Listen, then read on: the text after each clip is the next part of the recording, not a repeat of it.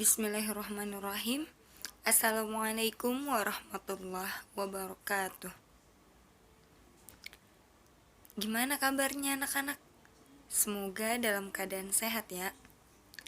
Alhamdulillah, kita lanjutkan kepada pertemuan yang kedua, mata pelajaran Al-Quran kelas 11. Kalau kemarin kita telah bahas dasar-dasar ilmu Al-Quran, review dari pelajaran Al-Quran kelas 10. Sekarang kita akan lanjut kepada tafsir Quran surat Al-Baqarah ayat 120, yaitu tentang kebencian Yahudi dan Nasrani kepada Islam. Kenapa ya orang-orang Yahudi dan Nasrani itu seakan benci dengan agama Islam? Nah, itu yang akan kita bahas pada pertemuan kali ini. Mari kita awali pembelajaran hari ini dengan baca doa bersama. Bismillahirrahmanirrahim. Raditu billahi rabba wa bil islami dina wa bi Muhammadin nabiyyan wa rasulah. Rabbi zidni ilma warzuqni fahma. Amin. Oke, kita langsung masuk ke pembahasan yuk. Kenapa ya Kristen atau Yahudi dan Nasrani itu benci terhadap Islam? Apa karena kesalahpahaman umat Islam? Atau apa karena perang salib? Hingga tokoh-tokoh agama mereka mengajak dunia untuk memerangi siapapun yang berusaha menegakkan syariat Islam. Atau mereka menjudge bahwa ajaran teroris itu adalah ajaran umat Islam. Nah, ternyata salah satu penyebab kebencian mereka itu adalah karena di dalam Al-Quran Allah Subhanahu wa Ta'ala menceritakan tentang kisah-kisah terdahulu, kisah-kisah Yahudi dan Nasrani. Padahal tidak ada maksud, tidak ada tujuan sama sekali diceritakan masa lalu itu sebagai bahan kebencian umat Islam kepada mereka.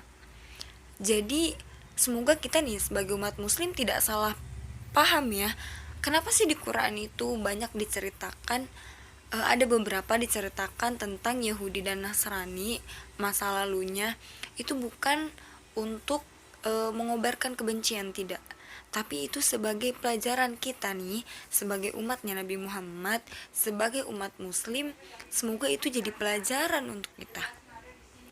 Seperti yang terdapat dalam Quran surat Al-Maidah ayat 17, Allah Subhanahu wa Ta'ala berfirman yang artinya, sesungguhnya telah kafirlah orang-orang yang berkata, sesungguhnya Allah itu ialah Al-Masih putra Maryam.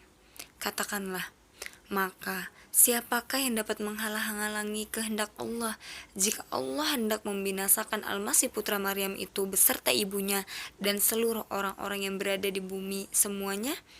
Kepunyaan Allah lah kerajaan langit dan bumi dan apa yang ada di antara keduanya. Allah menciptakan apa yang Ia kehendaki dan Allah Maha Kuasa atas segala sesuatu.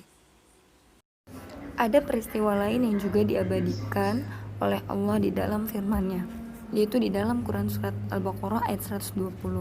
Ketika itu kalian tahu nggak kiblat umat Islam pertama itu kemana? Bukan langsung ke Ka'bah, bukan. Jadi awal mulanya itu kiblat kita adalah Masjidil Aqsa, tuh yang warna kuning, kubahnya atau warna emas. Nah, di mana Masjidil Aqsa? Yaitu di Palestina atau di Yerusalem. Nah, ketika Rasulullah mulai merasa agak resah karena kiblat ini sama dengan kiblatnya orang Yahudi.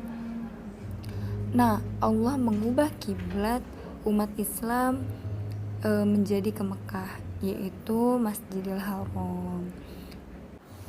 Mari kita baca bersama-sama Quran surat Al-Baqarah ayat 120.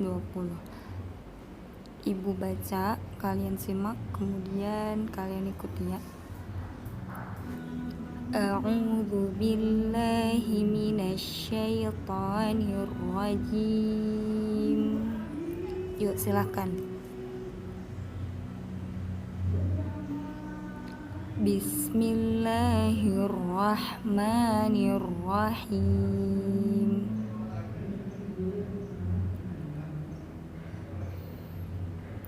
Walan tarda ankal yahudu walan nasara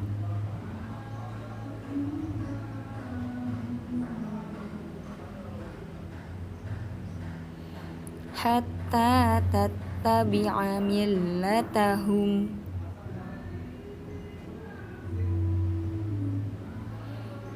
Qul inna hudallahi huwal huda.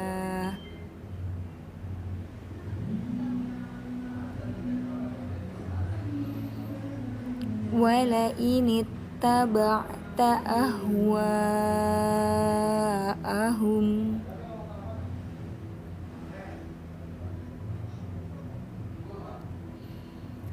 ba'dalladzi ja'aka minal ilm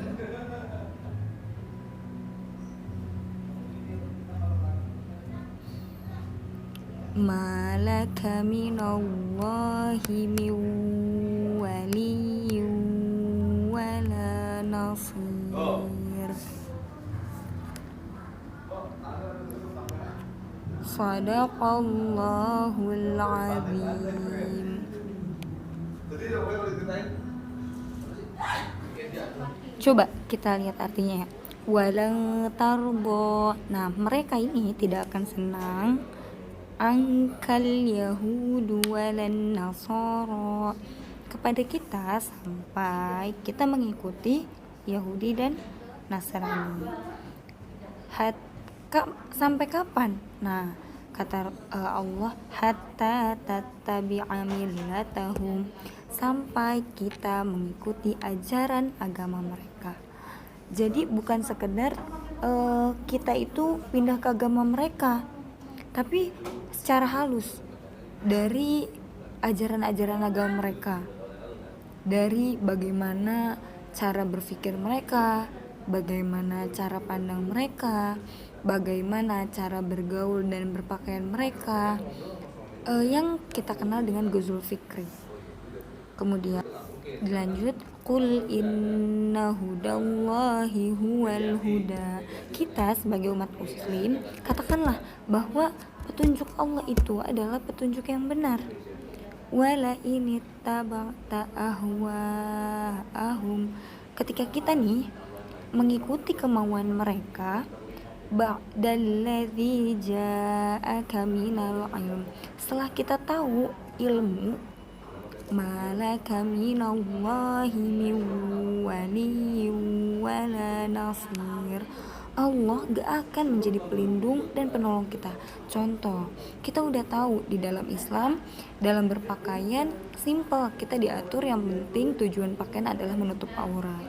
Tapi kita lebih mempertimbangkan, aduh kayak kurang modis, aduh ini ketinggalan zaman, aduh kayaknya gerah deh kalau pakai jilbab, aduh kayaknya ini dan itu. Setelah kita padahal udah tahu menutup aurat itu wajib, tapi kita tetap mengikuti tren sesuai dengan ajaran mereka, nah Allah tidak akan menjadi pelindung untuk kita.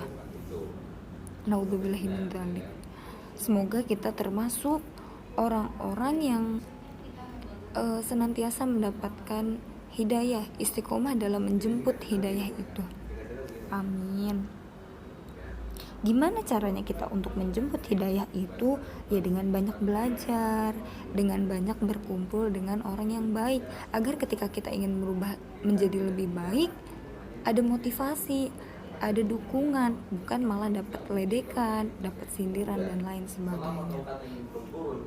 Baik, sekian yang dapat Ibu sampaikan. Kurang lebihnya mohon maaf. Kita lanjut di Google Classroom ya. Assalamualaikum warahmatullahi wabarakatuh.